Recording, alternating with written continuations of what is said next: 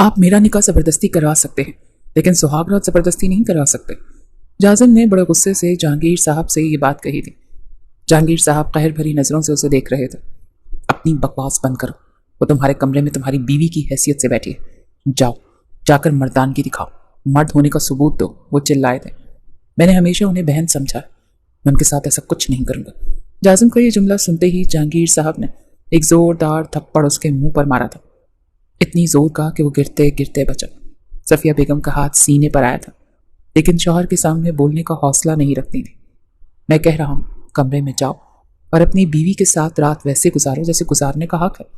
اگر صبح تک تمہاری مردانگی کا ثبوت میں نے نہ دیکھا تو تمہیں گھر سے دھکے دے کر نکال دوں گا۔ جازم کی آنکھیں غصے کے مارے سرخ ہوئی تھیں۔ کہنے لگا ثبوت چاہیے آپ کو تو ٹھیک ہے، اب میں آپ کو ثبوت دوں گا۔ رات بھر جب آپ کی بھتیجی کی چیخوں کی آوازیں آپ کو سنائی دیں گی تو دروازے پر دستک مت دیجیے گا۔ یہ کہتا ہوا وہ کمرے میں داخل ہوا تھا جہاں ڈری سہمی رودابہ پتہ نہیں کیسے اپنے آنسوؤں پر ضبط باندھ رہی تھی۔ کمرے میں آتے ہی دھاڑ سے کمرے کا دروازہ بند کیا۔ رودابہ بری طرح سے اچھل کر رہ گئی تھی۔ آج تک اس نے کبھی بھی جازم کو اتنے غصے میں نہیں دیکھا تھا۔ یہ شادی اس کے لیے بھی کوئی دلی خواہش کا نتیجہ تو نہ تھی۔ وہ یہی سوچ رہی تھی کہ جازم سے کہے گی کہ وہ زبردستی کا کوئی بھی تعلق قائم نہیں کرے گی، وہ چاہے تو اپنی زندگی اپنی مرضی سے جی سکتا ہے۔ جازم جیسے ہی اس کے پاس آیا تو رودابہ کہنے لگی تم فکر مت کرو، میں تمہاری زندگی میں کوئی بھی مشکل پیدا نہیں کروں گی، نہ ہی تمہیں اس بات پر مجبور کروں گی کہ تم میرے ساتھ کوئی بھی رشتہ قائم کرو۔ ابھی رودابہ کی بات منہ میں ہی تھی کہ جب وہ چلا کر بولا میرے ساتھ زیادہ زبان چلانے کی ضرورت نہیں ہے، میں سب جانتا ہوں، یہ سب تمہارا ہی کیا دھرا ہے۔ میرے باپ کے سامنے مظلوم بننے کا تمہارا ڈھونگ آج کی رات میرے سامنے نہیں چلے گا۔ تمہاری شاید مجھ پر نیت پہلے ہی خراب تھی، تمہیں کم لڑکوں کا چسکا تھا، تمہیں لگا ہوگا کہ اگر تمہاری شادی تمہارے ہم جوڑ شخص سے ہو تو یقیناً تم سے 5-7 سال بڑا ہوگا اور تمہاری اندر کی آگ کو تسکین نہیں پہنچا سکے گا جو کہ کم عمر اور جذبات سے بھرپور لڑکا پہنچا سکتا ہے۔ یہ سن کر رودابہ کے کانوں سے دھوئیں نکلے اور وہ سوچ بھی نہیں سکتی تھی کہ جازم اس کے بارے میں اس طرح سے بات کہہ سکتا ہے۔ چلو اتارو اپنا یہ لہنگا اور تمہیں بتاؤں گا کہ جب 18 سالہ لڑکا اپنے مرد ہونے کا ثبوت دیتا ہے تو بستر پر صرف عورت کی پاک بازی کا ثبوت نہیں ہوتا بلکہ مرد کی مردانگی کا بھی ہوتا ہے۔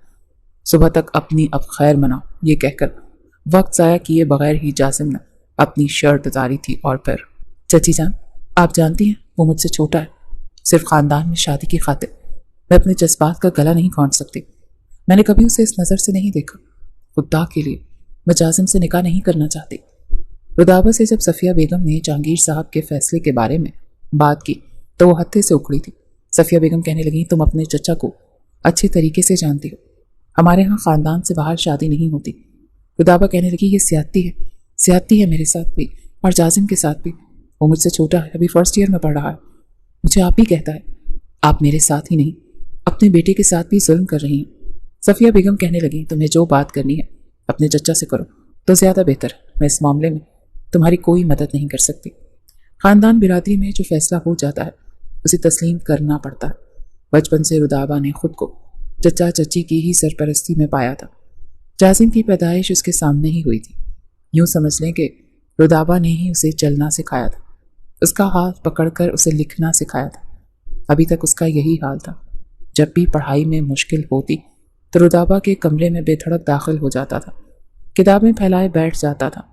اپیا آپ کے بغیر شاید میں چل ہی نہیں سکتا، جلدی سے میرے ٹیسٹ کی تیاری کروا دیں۔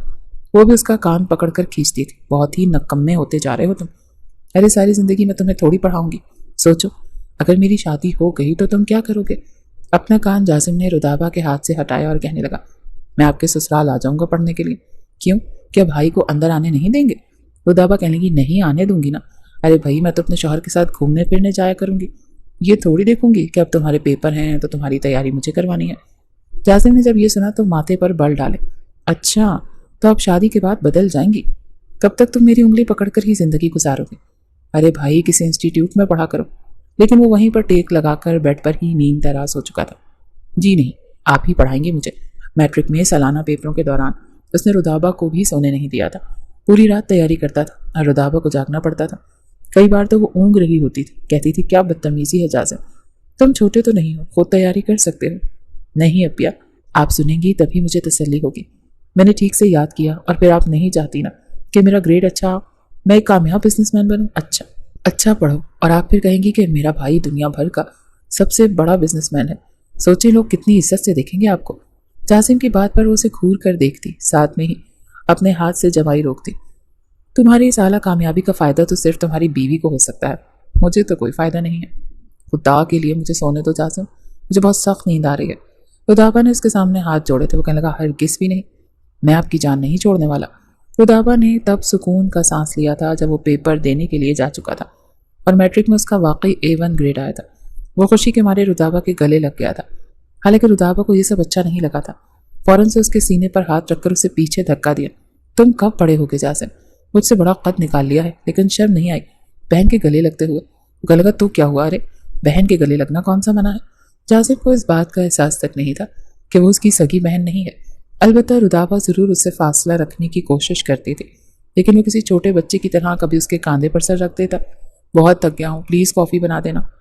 رودابا کو 11ویں جماعت کے پہلے ٹیسٹ پیپر دیتے ہوئے ایک سوال کا جواب زبانی سناتے ہوئے جاسم نے یہ حرکت کی۔ وہ بیڈ پر بیک گراؤنڈ سے ٹیک لگائے بیٹھی تھی اور اس سوال ہی پوچھ رہی تھی جس کے وہ جواب دے رہا تھا۔ جواب دیتے دیتے اس کے کاندھے پر سر رکھ کر کہنے لگا۔ رودابا نے پہلی بار اسے سختی سے ڈانٹا۔ تمہیں ذرا بھی تمیز نہیں ہے، پیچھے ہٹو مجھ سے۔ پہلی بار جاسم کو رودابا کا رویہ کچھ عجیب لگا تھا۔ کہنے لگا کیا ہوا؟ کیا میں نے کچھ غلط کر دیا؟ رودابا کہنے لگی کب سمجھو گے تم بچے نہیں ہو جاسم، جا کر آئینے میں خود کو دیکھو۔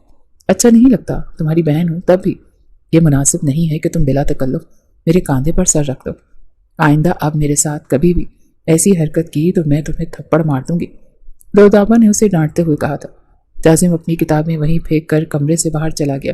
صاف یہ دکھا کر گیا تھا کہ وہ اس سے ناراض ہے، لیکن اس بار رودابا نے بھی نہیں منایا تھا۔ 2-3 دن بعد جب دیکھا کہ وہ منہ پھلائے اس سے بات ہی نہیں کر رہا تو مجبوراً رودابا کو ہی اپنی جاسم کو منانا پڑا۔ رودابا نے اسے کہا کہ میں نے صرف اور صرف تمہیں سمجھایا تھا جاسم، اس میں برا منانے والی اور منہ پھلانے والی تو کوئی بات نہیں ہے۔ اسے بڑی بے تکلفی سے رودابا کا ہاتھ پکڑا تھا۔ آپ کو پتا ہے نا، میں آپ کو اپنی بڑی بہن سمجھتا ہوں اور دل سے سمجھتا ہوں، اس لیے آپ کا ڈانٹنا مجھے برا لگا، بہت برا۔ پہلی بار لگا کہ آپ میری بہن نہیں، میری کزن ہے۔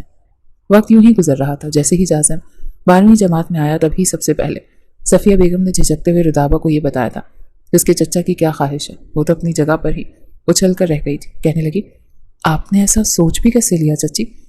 میں کبھی بھی جاسم سے شادی نہیں کر سکتی۔ صفیہ بیگم نے یہ کہہ کر پلہ جھاڑا تھا کہ تم اپنے چچا سے خود بات کر لو۔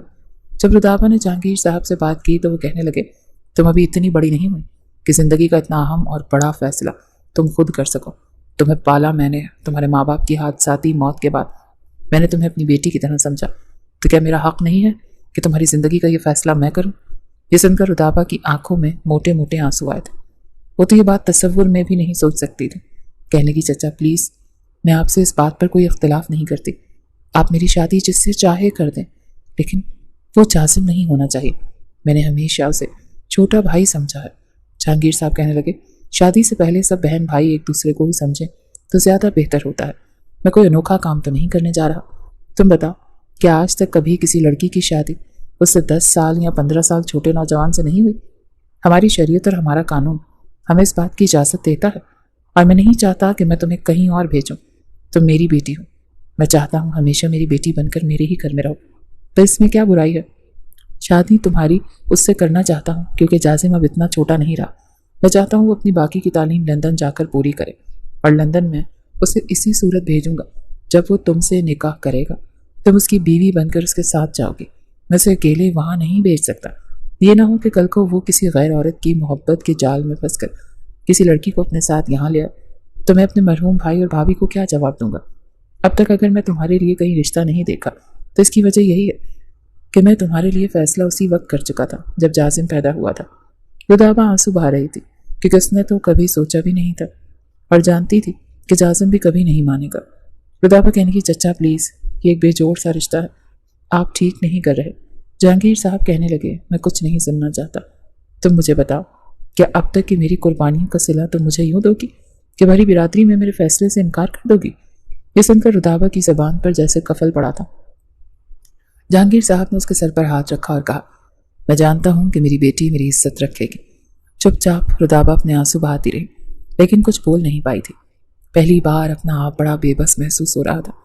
दूसरी जानिब जब हुक्मिया तौर पर यह बात जासिम से कही गई कि इसी जुमे उसका रुदाबा से निकाह है, तो उसका दिमाग चकरा कर रह गया था। वो ये तक भूल गया था कि सामने उसका बाप खड़ा है। कहने लगा, बाबा आपका दिमाग तो दुरुस्त है कि नहीं? आप क्या बोल रहे हैं? मैं कैसे अपनी बहन से शादी कर सकता हूँ? जहांगीर साहब के माथे पर बल पड़े थे। बड़े कर्जदार लहजे से उन्होंने कहा, मेरा दिमाग बिल्कुल दुरुस्त जगह पर है, जो कह रहा हूँ बस वो करो। जासिम कहने लगा, मैं हरगिज़ भी रुदाबा आपी से शादी नहीं कर सकता। जहांगीर साहब धाड़ते हुए बोले थे कि आवाज़ पूरे बंगले में गूंज उठी थी, तुम्हारी सगी बहन नहीं है, वो तुम्हारे ताया की बेटी है। तुम्हारा उससे निकाह जायज़ है और तुम बाहर उसी सूरत जा सकते हो जब तुम निकाह रुदाबा से करो, और सिर्फ निकाह नहीं करोगे बल्कि रिश्ता भी निभाओगे। वो तुम्हारे साथ लंदन जाएगी। लंदन जाकर पढ़ने का जासिम का ख्वाब था और वो बहुत खुश था कि बाप से उसे बहुत जल्द लंदन जाने की इजाज़त भी मिल गई थी। वो तो अपने सारे डॉक्यूमेंट्स पूरे कर रहा था जब ये धमाका उसके सर पर आकर फटा। वो कहने लगा, मैं ऐसा कुछ नहीं करूँगा, लंदन भी जाऊँगा लेकिन मैं अपनी आप ही से शादी नहीं कर सकता। आपको क्या हो गया है बाबा? वो मुझसे इतनी बड़ी है, आप कैसे उसकी शादी मुझसे कर सकते? लेकिन जहांगीर साहब ने कुछ नहीं सुना। वो कहने लगे, तुमने मेरी बात नहीं मानी तो मैं तुम्हें बेदखल कर दूंगा। वो इस काबिल तो नहीं था, अभी सिर्फ इंटर पास ही किया था। ना से अच्छी जॉब मिल सकती थी, ना ही वो अपने पाँव पर अपने बलबूते पर खड़ा हो सकता था। इसीलिए मजबूरन रुदाबा से निकाह कर लिया। होश उस वक्त उड़े जब जहांगीर साहब ने कहा कि सिर्फ निकाह नहीं करना, कमरे में जाकर बीवी के साथ रिश्ता भी कायम करना है। जासिम को गुस्सा इस बात पर था कि रुदाबा ने इस बात पर हामी क्यों भर ली, इनकार क्यों नहीं किया। उसे लगता था कि शायद रुदाबा इनकार कर देती तो जहांगीर साहब कभी भी ज़बरदस्ती नहीं करते, लेकिन वो रुदाबा नहीं जानते थे कि उस पर किए जाने वाले एहसानात उस पर जताए गए हैं, इसीलिए वो मुंह नहीं खोल सकती थी। उसे लगा कि शायद रुदाबा की नीयत ही ऐसी थी, इसीलिए जब कमरे में आया तो गुस्से के मारे पागल हो रहा था। चलो उतारो अपनी चोली और लहंगा, आज तुम्हें बताऊंगा कि जब 18 साल लड़का अपने मर्द होने का सबूत देता है तो बिस्तर पर औरत की ही पाकबाजी का सबूत नहीं होता, मर्द की मर्दानगी का भी होता है। सुबह तक अब अपनी खैर मनाओ, ये कहकर वक्त ज़ाया किए बगैर जासिम ने अपनी शर्ट उतारी थी। जासिम की बात सुनकर रुदाबा के होश उड़ के रह गए थे। ये क्या बदतमीजी, ये तुम किस लहजे में मुझसे बात कर रहे हो? रुदाबा चिल्लाई, उसी लहजे में जिस लहजे में मुझसे बात करने के लिए कहा गया। क्या समझता रहा मैं तुम्हें, और तुम क्या निकली? बड़ी बहन कहता था तुम्हें, और तुम? नफरत करता हूँ मैं तुमसे, वो चिल्लाया था। रुदाबा कहने लगी, तुम खामखा ही हाइपर हो रहे हो। मैं तुमसे कह रही हूँ, मुझे कोई गर्ज नहीं है, चाहो तो अपनी ज़िंदगी अपनी ख्वाहिश के हिसाब से गुजार सकते हो। बस मुझ पर यह एहसान कर दो कि चचा चची के सामने कुछ मत कहना। तुम्हें बैरून मुल्क जाना था ना, और ये तुम्हारे लिए बहुत अच्छा मौका है। वहाँ जाकर तुम अपनी तालीम मुकम्मल करो, अपना करियर बनाओ, और फिर जिससे चाहे शादी कर लेना, मुझे कोई फ़र्क नहीं पड़ेगा। मैं तुमसे कभी कुछ नहीं मांगूंगी। जासिम कहने लगा, और वो मेरा बाप जो ये कह रहा है कि उसे कल सबूत चाहिए कि तुम्हारे बीच कुछ हुआ है या नहीं, सुबह क्या सबूत दूंगा मैं उन्हें? यह सुनकर रुदाबा ने नजरें चुराई थी। बात ही कुछ ऐसी थी। सोफे पर जासिम बैठकर अपना सर पकड़ चुका था। समझ नहीं आ रहा था कि इस मसले का क्या हल निकाले। रुदाबा कहने की, मैं खुद चच्ची से बात कर लूँगी, बस तुम चचा जी के सामने यही जाहिर करना कि हम दोनों बहुत खुश हैं। मैं तुमसे वादा करती हूँ तुम्हारी ज़िंदगी में कभी भी दखल अंदाजी की कोशिश नहीं करूँगी। बहरहाल आधी रात बीत चुकी थी। दोनों ही अपनी अपनी जगह परेशान थे कि एक अनचाहे बंधन में बंध चुके थे। सुबह रुदाबा जासिम के उठने से पहले उठ चुकी थी, तैयार भी हो चुकी थी। तैयार होने के बाद उसने जासिम को उठाया था। जासिम ने मुंदी मुंदी आंखें खोली, सामने रुदाबा को देखा तो फौरन से उठकर बैठ गया। रुदाबा कहने पर वो नहाकर उसने कपड़े भी तब्दील कर लिए। एक ज़बरदस्ती की मुस्कुराहट थी जो दोनों ने अपने चेहरों पर सजाई थी। जब कमरे से बाहर आए तो जहांगीर साहब और सफ़िया बेगम दोनों ही नाश्ते पर उनका इंतज़ार कर रहे थे। अपने वालिद के सामने जासिम कह चुका था कि उसने उनका फ़ैसला कबूल कर लिया। चंद रोज़ यूं ही गुजर गए, फिर वो दोनों ही लंदन जा चुके थे। वहाँ जाकर जासिम आज़ाद था, इसलिए वहाँ की यूनिवर्सिटी में दाखिला लिया, अपनी तालीम का सिलसिला शुरू कर चुका था। रुदाबा घर की सारी जिम्मेदारियाँ संभाल चुकी थी। जासिम शुरू ही से कुछ लापरवाह तबीयत का मालिक था। जब उसने देखा कि रुदाबा ना अपना हक मांग रही है, ना उसे कुछ कहती है, तो वो बेफिक्र सा हो गया था। वो पुरसुकून हो गया था कि रुदाबा से उसे कोई भी नुकसान नहीं पहुँच सकता। ऐसा ऐसा वही बेतकल्लफ़ी जासिम बरतने लगा जब तक बरतता आ रहा था। आज भी यूनिवर्सिटी से आते ही वो किचन में आया तो रुदाबा खाना बना रही थी। चुपके से उसके पीछे खड़ा होकर उसने रुदाबा की आंखों पर अपना हाथ रखा। वो बुरी तरह से चौंक गई, लेकिन समझ गई थी कि जासिम, क्या बदतमीजी है जासिम। अपनी आंखों से उसने हाथ हटाए, पीछे पलट कर देखा तो वो मुस्कुरा रहा था। इसमें बदतमीजी वाली कौन सी बात है? اچھا بتائیں کیا بنا رہے ہیں؟ اس نے پتیلی کا ڈھکن ہٹا کر دیکھا۔ گرم گرم ڈھکن جب ہاتھ پر لگا تو سی سی کرنے لگا۔ تم بھی نہ جاسم، کب جائے گا تمہارا بچپنا؟ رودابا نے اس کا ہاتھ پکڑا اور جلدی سے اس پر شہد لگا دیا۔ ہاتھ کی انگلیاں سرخ ہو چکی تھیں۔ جاسم سی سی کر رہا تھا۔ رودابا اس کی انگلیوں پر پھونک مار رہی تھی۔ ابھی نہا کر آئی تھی، اسی لیے بالوں پر جوڑا باندھ رکھا تھا جو اچانک سے کھل گیا تھا۔ سر کا دوپٹہ بھی ہٹ چکا تھا۔ رودابا کے لمبے گھنے بال کھل کر بکھر چکے تھے۔ پہلی بار جاسم کی نظر اس کے لمبے گھنے بالوں پر پڑی تھی۔ کچھ پل تو بڑی محویت سے اسے دیکھتا رہا۔ اس کا سفید رنگ، غلافی آنکھیں اور ریشم جیسے بالوں کو دیکھ کر کچھ پل کے لیے وہ آنکھیں جھپکنا بھول گیا تھا۔ پھر رودابا کے چہرے پر چھائی پریشانی دیکھ کر پہلی بار اسے کچھ ہوا تھا، لیکن پھر فوراً سے سنبھل گیا۔ اپنا ہاتھ جلدی سے رودابا کے ہاتھ سے کھینچا۔ وہ غصے سے اسے دیکھنے لگی۔ کہنے لگا، اتنی بھی تکلیف نہیں ہو رہی جتنی آپ فکر کر رہی ہیں۔ یہ کہہ کر وہ اپنے کمرے میں چلا گیا۔ اپنے آپ پر کچھ افسوس ہونے لگا کہ اس نے رودابا کو یوں بے خود ہو کر دیکھا تو دیکھا کیسے۔ بہرحال اپنے آپ کو جھٹکنے کے بعد وہ کتابیں لے کر بیٹھنے لگا تھا، لیکن آج پڑھائی میں بھی دل نہیں لگ رہا تھا۔ کھانا کھانے کے دوران بھی جاسم کی نظریں گاہے بگاہے رودابا پر ہی اٹھنے لگی تھیں۔ جس عمارت میں رودابا اور جاسم کا فلیٹ تھا، اس کے سامنے قاسم کا فلیٹ تھا۔ وہ بھی پاکستانی تھا، جاب کے سلسلے میں وہاں پر رہتا تھا۔ ایک بار واک کر کے جب اوپر آیا، این اسی وقت جاسم اپنی یونیورسٹی جا رہا تھا۔ رودابا بار بار یہ نصیحتیں کر رہی تھی کہ جاسم، بازار کی کوئی چیز مت کھانا، کینٹین کا کھانا تمہیں ویسے بھی مسئلہ کرتا ہے۔ دیکھو میں تمہارے لیے سب کچھ بناتی ہوں، اس لیے کھانا گھر آ کر ہی کھانا۔ اور ہاں، اپنا ٹیسٹ تو ٹھیک سے یاد کیا ہے نا تم نے؟ پتہ ہے نا سیمسٹر کے پیپر کتنے قریب ہیں؟ پہلی بار قاسم کی نظر اس خوبصورت سراپے پر پڑی تھی۔ جس طرح سے وہ جاسم سے بات کر رہی تھی، قاسم کو لگا شاید یہ دونوں بہن بھائی ہیں، کیونکہ جاسم اس سے اپنا آپ جناب کر کے جواب دے رہا تھا۔ آپ کیوں میری اتنی فکر کرتی ہیں؟ بچہ تھوڑی ہوں میں۔ رات کو ساری تیاری کر لی تھی اور مجھے بھی پتا ہے کہ سیمسٹر کے پیپر قریب ہیں۔ اچھا دروازہ اچھے سے لاک کر لیجیے گا۔ یہ کہہ کر جاسم جا چکا تھا۔ اس سے پہلے کہ رودابا دروازہ بند کر دی، قاسم نے ہائے ہیلو شروع کر دی۔ پہلے تو وہ کچھ ہچکچائی۔ قاسم کہنے لگا، میں یہ سامنے والے فلیٹ میں رہتا ہوں۔ آپ دونوں کی اردو سن کر دل کو کچھ تسلی ہوئی کہ چلو کوئی پاکستانی یہاں موجود ہے۔ دیار غیر میں اگر کوئی اپنے دیس کا مل جائے تو اپنا اپنا سا لگتا ہے۔ اگر آپ کو کسی بھی چیز کی ضرورت ہو تو مجھ سے کہیے گا، مجھے اچھا لگے گا۔ قاسم نے بے تکلفی برتنی چاہی تھی، لیکن رودابا نے بس مختصر سا جواب دیا، جی کیوں نہیں، اگر مجھے کسی بھی چیز کی ضرورت ہوئی تو میں آپ سے کہہ دوں گی، بہت شکریہ۔ یہ کہہ کے رودابا نے دروازہ بند کر لیا۔ اسے کوکنگ کا بہت شوق تھا، اسی لیے سوچا کہ پڑوس میں بھی کھانا دے دینا چاہیے۔ اس وقت رودابا یہ نہیں جانتی تھی کہ قاسم اکیلا رہتا ہے۔ اسے لگا ہو سکتا ہے اس کی بیوی بچے ہوں، اچھا ہے اگر اس کی کسی پاکستانی خاتون سے دوستی ہو جائے، اس کا بھی دل لگا رہے گا۔ آج اس نے جاسم کی پسند کی بریانی بنائی تھی، ساتھ میں ٹرائفل بھی بنایا تھا۔ جاسم کھانا کھانے کے بعد یہ کہہ کر باہر نکل گیا کہ یونیورسٹی کے کچھ دوستوں کے ساتھ شام کو کمبائنڈ اسٹڈی کرنی ہے، اسی لیے میں رات کو 10 بجے ہی آؤں گا۔ آپ کھانے پر میرا انتظار مت کیجیے گا۔ یہ کہہ کر وہ جا چکا تھا۔ پورا دن رودابا کو بس جاسم کا انتظار ہی رہتا تھا۔ وہ ہوتا تھا تو باتوں میں رودابا کا بھی دل لگ جاتا تھا، ورنہ گھر میں اکیلی اکیلی وہ گھبرانے لگتی تھی۔ ابھی بھی وہ جا چکا تھا۔ شام کی چائے بنانے لگی تو احساس ہوا کہ اتنی ساری بریانی اس نے بنائی ہے، پڑوس میں بھی دے دیتی ہوں۔ اس نے ایک پلیٹ میں بریانی بھری اور دروازہ کھول کر سامنے قاسم کے فلیٹ کے دروازے کے پاس آ گئی۔ ڈور بیل دیتے ہی قاسم کی آواز گونجی تھی، کون ہے جی؟ دروازہ کھولے، میں آپ کی پڑوسی۔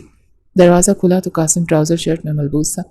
ابھی آفس سے ہی واپس آ کر فریش ہو کر کچن میں کھانا بنانے ہی جا رہا تھا جب سامنے رودابا کو دیکھ کر اس کے چہرے پر مسکراہٹ چھائی۔ ارے آئیے آئیے، اندر آئیے۔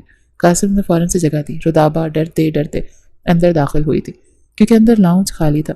اسے کوئی بھی خاتون نظر نہیں آئی، اسی لیے لاؤنج میں ہی جا کر کھڑی ہو گئی، بالکل مین دروازے کے پاس۔ قاسم کہنے لگا، یہاں کیوں رک گئی؟ ارے اندر آئیے نا، چائے پئیں گی آپ؟ رودابا کہنے لگی، وہ آپ کے گھر میں کوئی خاتون نہیں ہے کیا؟ آپ اکیلے رہتے ہیں؟ دل میں آنے والا پہلا خدشہ اس نے بیان کیا تو قاسم مسکرانے لگا، جی میں یہاں اکیلا ہی رہتا ہوں، میری فیملی پاکستان میں ہے، لاہور میں رہتی ہے۔ وہ کچھ نروس ہوئی۔ اوہ اچھا، مجھے لگا شاید آپ میرڈ ہیں، آپ کی وائف اور آپ کی فیملی بھی آپ کے ساتھ ہی رہتی ہوگی۔ میں نے سوچا تھا چلو آپ کی وائف سے دوستی کر لوں گی تو میرا بھی وقت اچھا گزر جائے گا۔ اس نے بریانی قاسم کے ہاتھ میں پکڑاتے ہوئے کہا۔ قاسم کہنے لگا، نہیں میں میرڈ نہیں ہوں، بس ہاں پاکستانی لڑکوں کی ایک ہی خواہش ہوتی ہے، پہلے کہ اچھا کریئر بنا لیں، بینک بیلنس اکٹھا کر لیں، پھر شادی کریں گے۔ قاسم کافی باتونی قسم کا شخص تھا۔ بریانی دیکھ کر کہنے لگا، واو میری فیوریٹ۔ آپ کو پتہ ہے میں پچھلے 2 سال سے جاب کر رہا ہوں اور پاکستانی کھانوں کو بہت مس کرتا ہوں، بریانی میری فیوریٹ ہے۔ آج یہی سوچ رہا تھا کہ کاش مجھے بریانی بنانی آتی ہوتی تو وہ کھاتا۔ بہت شکریہ آپ کا، قسم سے آج سے میرا بالکل کھانا پکانے کا بھی موڈ نہیں تھا۔ رودابا کہنے لگی، آپ کھانا بھی خود بناتے ہیں؟ قاسم کہنے لگا کہ اور کیا، سب کچھ خود ہی تو کرنا پڑتا ہے یہاں پر۔ रुदाबा वहीं से पलटने लगी थी। कहने लगी ठीक है, मैं घर जाती हूँ, आप खाना खाने के बाद प्लेटें वापस कर दीजिएगा। कासिम कहने लगा आप अकेली रहती हैं? हालांकि जानता था कि जाजिम उसके साथ रहता है। रुदाबा ने नफ़ी में सर हिलाकर कहने लगी नहीं, मैं अकेली तो नहीं रहती, जाजिम रहता है ना मेरे साथ। कासिम कहने लगा अच्छा, वो जो यूनिवर्सिटी जाता है? रुदाबा कहने लगी जी हाँ, आज अपने दोस्तों के साथ कंबाइंड स्टडी के लिए गया है। मैं बोर हो रही थी, इसलिए सोचा कि अगर आपकी कोई वाइफ होती तो उनसे बातें कर लेती। कासिम कहने लगा बातें तो आप मुझसे भी कर सकती हैं, अगर आप चाहें तो। मैं चाय बहुत अच्छी बनाता हूँ, मिलकर चाय पीते हैं। रुदाबा को ये मुनासिब नहीं लग रहा था। नहीं नहीं, ऐसी भी कोई बात नहीं, वैसे भी मुझे किताबों से बहुत शौक़ है, मैं बहुत शौक़ से किताबें पढ़ती हूँ, वही पढ़ लूँगी तो दिल लग जाएगा। ये सुनकर कासिम कहने लगा ओह वाह, आपको भी मेरी तरह किताबें पढ़ने का शौक़ है? आप मुझे बताइए आपको किस किस्म की किताबों का शौक़ है? मेरे पास तो पूरी किताबों का स्टॉक है, मालूमाती किताबें, इस्लामी किताबें, स्टोरी बुक, नावल, हर चीज़ मेरे पास है। आपको पता है मैं अपने घर में एक छोटी सी लाइब्रेरी बना रखी है। ये सुनकर रुदाबा की आंखें चमकी। किताबें पढ़ने का उसे भी बहुत शौक़ था। अच्छा वाकई?